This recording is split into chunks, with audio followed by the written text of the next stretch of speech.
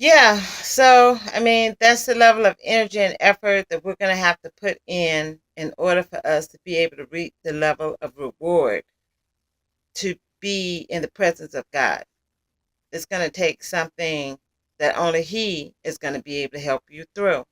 And it really saddens me when I see people who don't understand that. Um, and it's a line of demarcation. It's a division. It's what determines whether you're a sheep or a goat, whether you're a foolish or a wise virgin, whether you're a profitable or an unprofitable, servant. He's already told us in Matthew 7:21 through 23 that there are going to be people who are going to be out here doing amazing things. They're going to be loving people. They're going to be helping people. They're going to be, a benefit to people. But the standard is God's.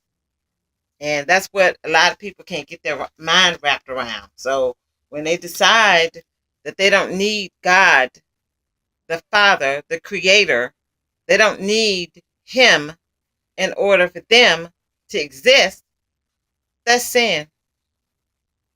That's sin. Because it starts in your heart. And that's where the devil got it wrong. And that's where anybody who's not going to be in his kingdom got it wrong.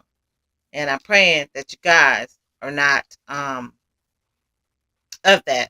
So that was seven, things that I've come up with in my walk. And like I said, if I need to add, to that as I go on, then, I'm going to take that liberty, to do so. What this next part of the video is going to be about is kind of talking about salvation and some of the stuff that I've been seeing, talking, with people and just some of my experiences. It's hard for me when I go out. I have guys, that admire like the energy, that I'm producing, because my walk is, with the Lord, and they ask me out, and which is really funny because a couple of years ago, I wanted to be asked out. Now, I cringe. I was like, damn. I'm like, because I don't want to hurt, anybody's feelings, and I know how sensitive, that area is, but I really, anyway. So what I've learned to do is to just let men who let me know that they're interested in me on that level. I have to let them know that I'm looking for a man who is saving souls, who's out here working for God, who loves Jesus, you know, more than he loves me. That's who I'm looking for. And I was able to kind of communicate that successfully, without hurt feelings, anything the other day. Because I'm just to the point where I'm tired of it now. And I had to ask the Lord, I'm like, okay, how am I going to be able to let people know where I am without hurting their feelings? Because, like, again, I mean, I know how sensitive it is. And, that's kind of, what I've learned how to do up until this point. But it's been a very uncomfortable transition. Um, Going from wanting male attention to now not wanting it, in that way. I don't want people's, sexual energy. And people are so inappropriate today that they don't know how to contain themselves. And I try not to judge people because I was there. I was there. So I actually get it. I really do get where they're coming from. I'm just trying to figure out how to exist in my state of worship, with the Lord, and still try and communicate with them, at the same time without, like I said, making them feel like I'm judging them because, of the state and condition, that they're in. Very challenging. I've been looking at some videos too about people who think that the rapture is going to happen, soon. I don't know God's timetable. All I can tell you is that I see things that He has talked about that have not happened. So I don't know what clock they're working off of. So I'll put that out there. The other thing that the rapture people don't get is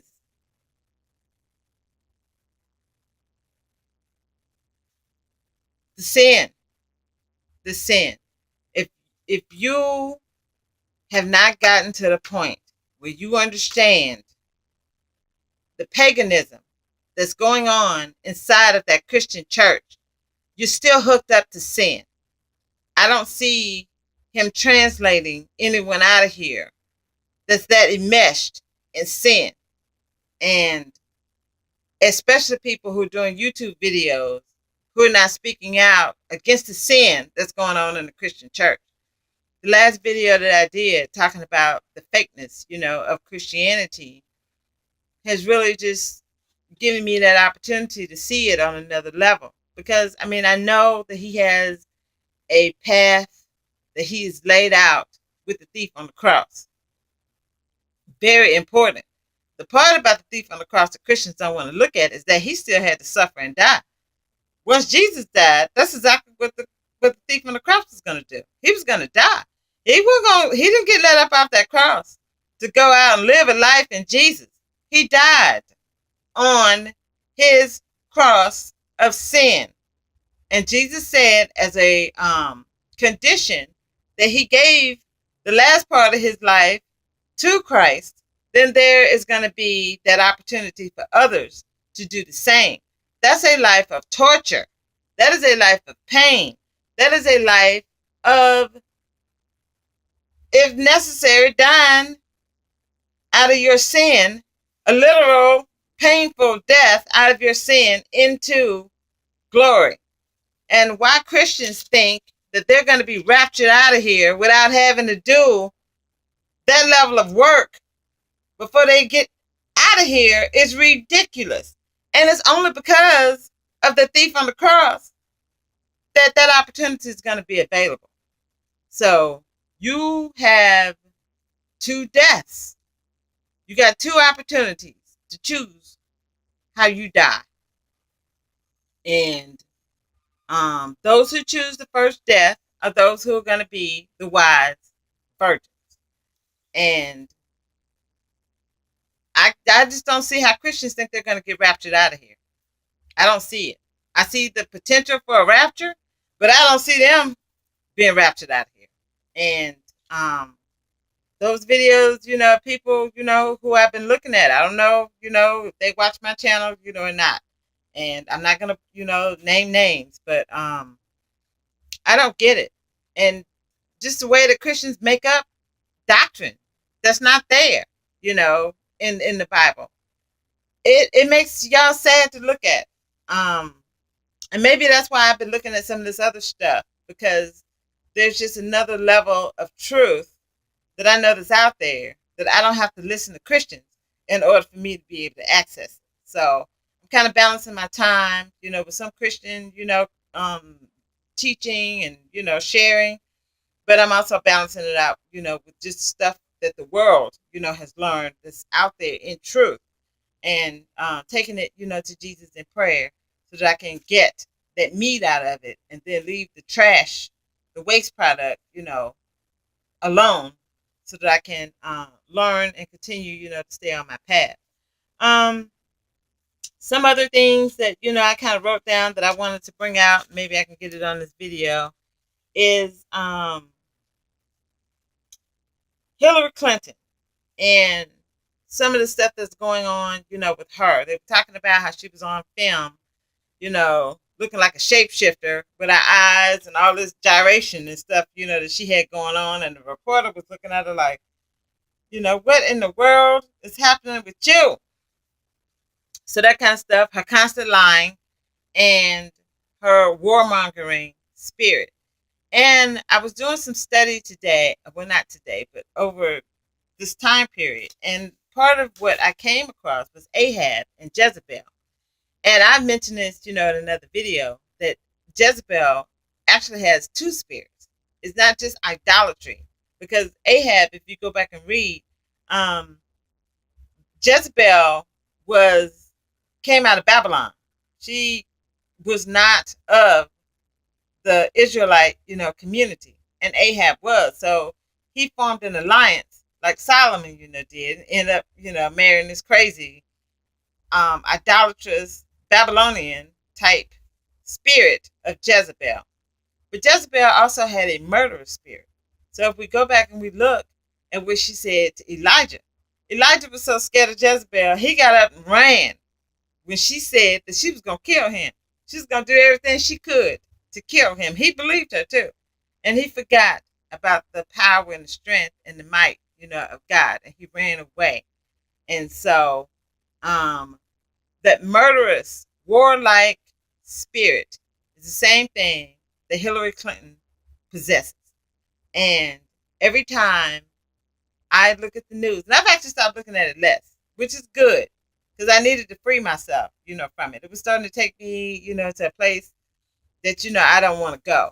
But I still look at it, when it's relevant. I'm trying to stay relevant, with the news and information. But just continuing to lie and to, one of the things that I saw, and I know I'm going to go off on a tangent, but so Donald Trump is a Democrat that's running as a Republican, and Hillary Clinton is a Republican that's running as a Democrat. It's insane. So when I hear Rick Wiles sitting up performing oral activities on Donald Trump, it is even more hilarious that this joker is sucking off, as a phrase, a Democrat,